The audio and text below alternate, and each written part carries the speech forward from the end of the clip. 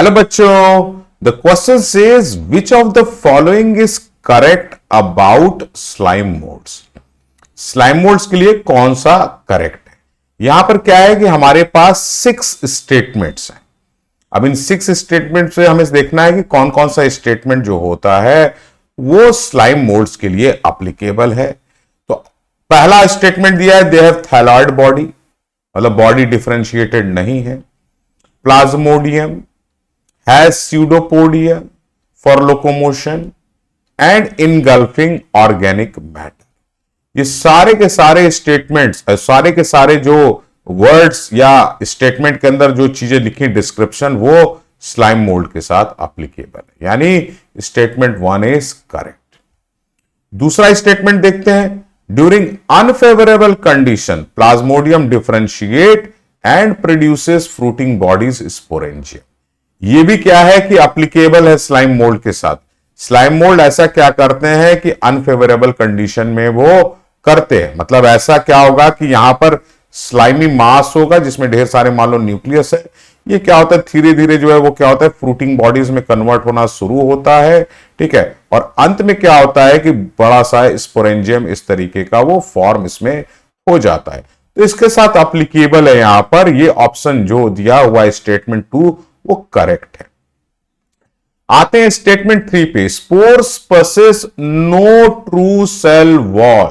ये गलत है। इनके रिप्रोडक्टिव फेज में सेल वॉल जो है वो स्पोर के ऊपर पाया जाता है। तो हिसाब से देखा जाए तो ये statement 3 is incorrect regarding slime moulds. अब आते हैं स्टेटमेंट 4 पे, जो बोला they are dispersed by air current.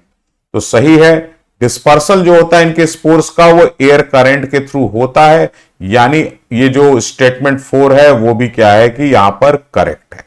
उसके बाद देखें तो 5वां स्टेटमेंट बोला है, being extremely resistant spore survive for many years.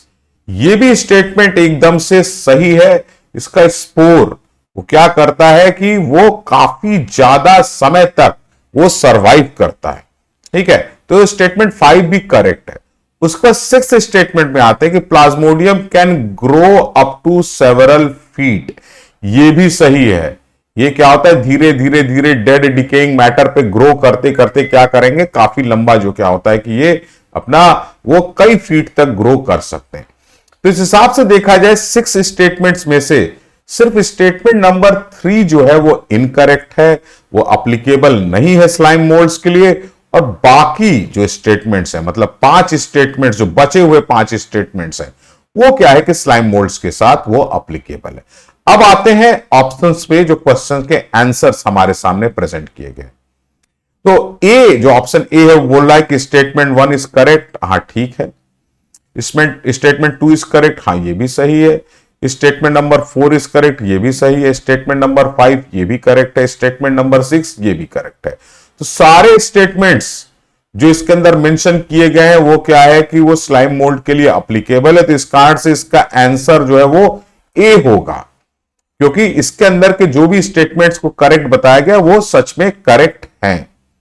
अब आते फिर भी आगे के ऑप्शन देखते हैं। जो ऑप्शन बी दिया उसमें दिया है कि 1 इज करेक्ट। हाँ ठीक है। 2 इज करेक्ट। हाँ ठीक है। 3 इज करेक्ट। ये गलत है। तो इस हिसाब से क्या होगा, ऑप्शन बी जो है इनकरेक्ट हो गया। अब आते हैं हम लोग जो ऑप्शन सी में, इसमें 1 इज करेक्ट, ठीक है। 2 इज करेक्ट, ठीक है। 3 इज करेक्ट, नहीं, ये फिर गलत हो गया। 3 इसमें आया है, तो इस कारण से क्या होगा, ये सी ऑप्शन भी इनकरेक्ट होगा। अब आते हैं ऑप्शन डी में। ऑप्शन डी में क्या लिखा है, 2 इज करेक्ट, ठीक है। 3 इज करेक्ट, नहीं, ये फिर गलत हो गया। तो इस हिसाब से क्या होगा कि ऑप्शन डी भी इनकरेक्ट होगा। तो सारे स्टेटमेंट्स का जो सही अल्टरनेटिव दिया हुआ है इस क्वेश्चन के अंदर वो है ऑप्शन ए। और ऑप्शन ए ही क्या होगा कि इस क्वेश्चन का सही आंसर होगा। Thank you very much.